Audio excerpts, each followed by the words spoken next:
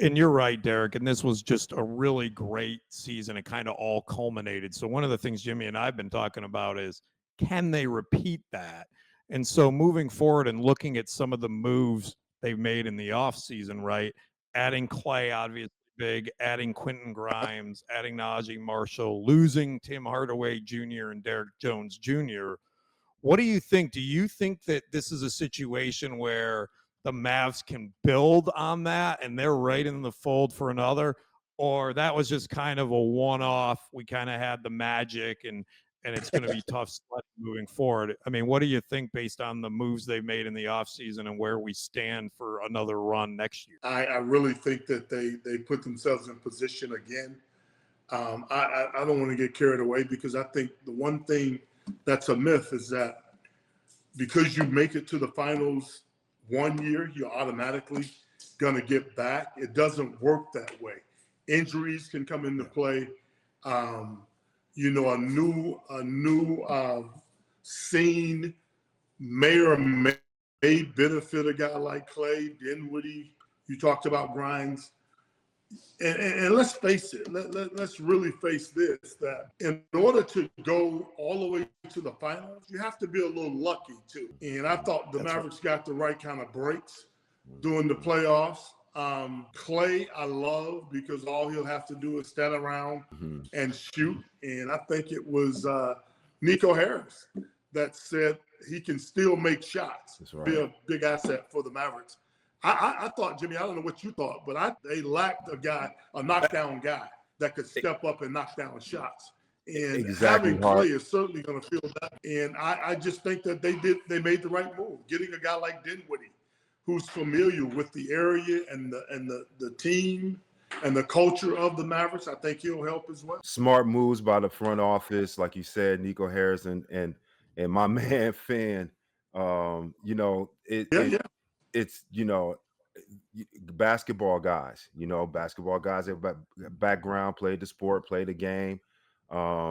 Nico, you know, still, you know, plays rec ball here in Plano, you know, ran into him, you know, and Mike Finn, of course, you know, Did you put it on him, Jimmy? Oh, well, I watched him play. I was a fan. I was in the stands watching him. Okay. Yeah, I watched him play. You know, I'm always trying to start trouble, Jimmy. You know that. I know. Oh, I know. I want to know. Give me a scouting report. I'll keep those stories between us. Those practices we had with the Mavs back in the day. All I tell is my close friends, because you had me rolling hard. You know, I was just the low man on the totem pole. And Harper, you know, Harp got that big booming voice, and especially in the gym.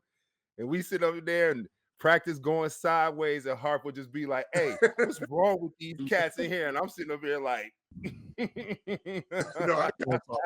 yeah. Harp be like, "You see what I'm seeing?" I'm like, oh, "Yeah, I see it, but I can't say nothing." Big time. That's all I can say, Jimmy.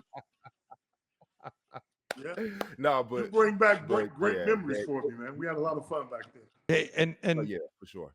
Yeah, and guys, and Derek, I got another question for you on this. So I don't want to pop the Mavs, you know, championship parade balloon for next year, but the one thing that I really felt I noticed in the West was there was a lot of young teams this year that were kind of getting their legs in the playoffs, like the Thunder, like the T-Wolves, right? Even, you know, there's some teams that are even like the Kings now with some of the moves they've made, right? And so you got to look and go, I was really thinking that this was a good opportunity for the Mavs. They had the vets, they could go on the roll. And I think that it's going to be tough next year because those teams I mentioned are now better and they've made trades and improvements, like adding Alex Caruso and some of the other things that they've done.